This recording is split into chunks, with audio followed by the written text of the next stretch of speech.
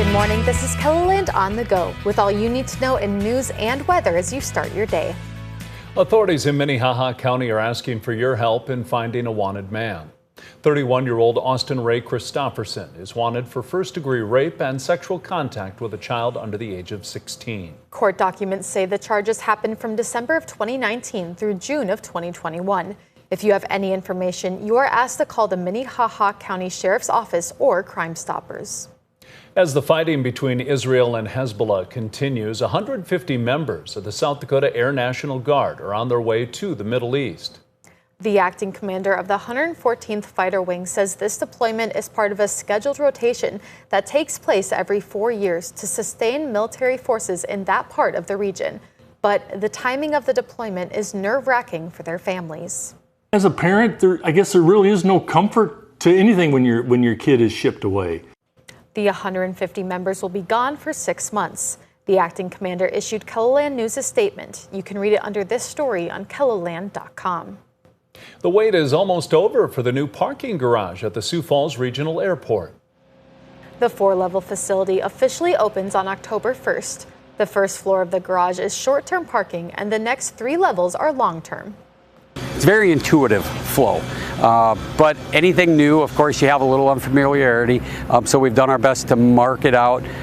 King says the skyway that connects to the garage is the airport is expected to open around October 11th. Now let's get a check of our weather with meteorologist Scott Munt. Scott? Well, looks like another warm afternoon. Temperatures in the 80s and 90s for highs. 90s in central and western South Dakota with strong southerly wind. High fire danger across western and central South Dakota for today as well. Brian will have more details on your forecast coming up. Thank you, Scott. Metro Communication deals with many 911 calls, but a surprising number of their calls are non-emergency. The majority of the calls coming into their 10-digit line has created the need for a new position of dispatcher designated to answer that number.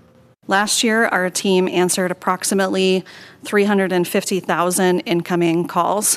Of those 350,000 calls, approximately 230,000 of them were non-emergency calls or came in on our administrative or 10-digit line.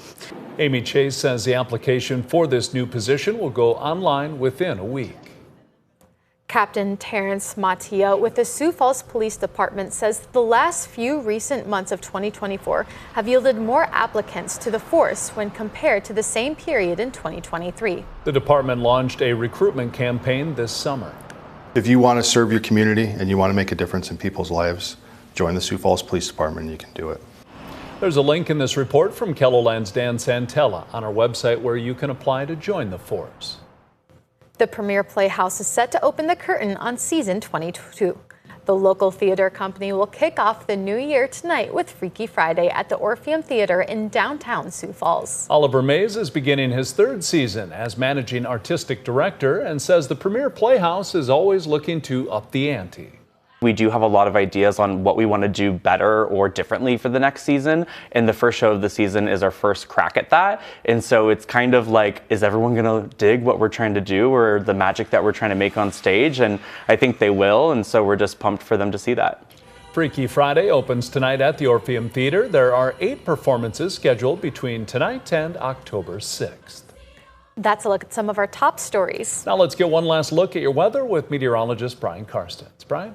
All right, watching your weather today, we have a red flag warning in effect for western and central South Dakota. That means our fire danger at the top of the scale. Obviously, it's a big headline due to the winds, also the low humidity and the high temperatures that we're forecasting for that area. So continue to watch and monitor that throughout the day part forecast. East River, we're not included in that, but it's still going to be a warm, breezy day. It's drying out too. Every one of these days adds up to that drying effect out there. Midday temperatures, Sioux Falls 77.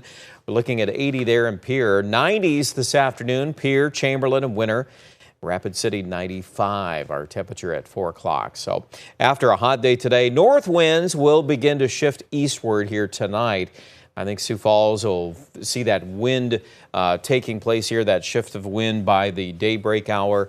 And it looks like 80s will be likely tomorrow in most of the region. And you guessed it, more dry weather. Dry weather could hang around throughout the entire 7-day forecast. Big system, Hurricane Helene is coming on shore into Florida by this evening, and that system tomorrow and into the weekend is going to hang out. It's going to be an excessive rainmaker for the southeast. That's a big problem. And ultimately, that system gets stuck.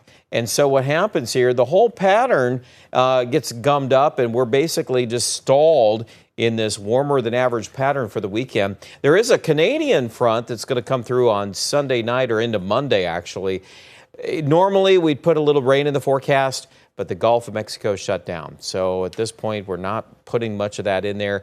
And frankly, next week, it looks like maybe a couple more fronts. We'll see if these have any success at developing some rain, but early bird indicators are not yet. Okay, so highs today, we're up to about 88 there in Huron, 91 our temperature in Chamberlain, 95 in Rapid City. Let's run down that 7-day forecast. Mid-80s should linger into the start of the weekend. We'll hold on to 78 by Monday and then bring in that front, wind, and eventually some cooler weather by Tuesday with a high of 66. Aberdeen in the northeast, the low to mid-80s likely to start the weekend, 84 on Sunday. Now, next week by Tuesday, that's our coolest day of the 7-day forecast. That's important, too, as we monitor the difference in Pierre. We go from 90 on Sunday to 74 Monday, and there'll be a big difference on the wind. It'll become pretty gusty from the northwest behind that front. Rapid City, too. We're going to head to the 90s again this weekend, then drop to 71 Monday, 73 Tuesday. Find out more details about that temperature change online at KELOLAND.com.